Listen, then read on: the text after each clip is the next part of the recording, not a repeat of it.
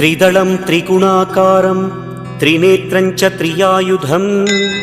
त्रिजन्म पापसंहारम् एकबिल्वं शिवार्पणम् त्रिशाखैः बिल्वपत्रैश्च अच्छिद्रैः कोमलैः शुभैः तव पूजां करिष्यामि एकबिल्वं शिवार्पणम् कोटिकन्या महादानं तिलपर्वतकोटयः काञ्चनं शैलदानेन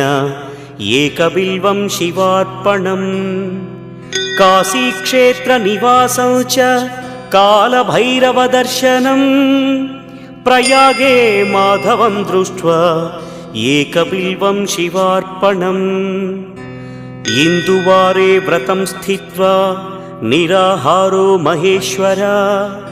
नक्तं हौष्यामि देवेश एकबिल्वं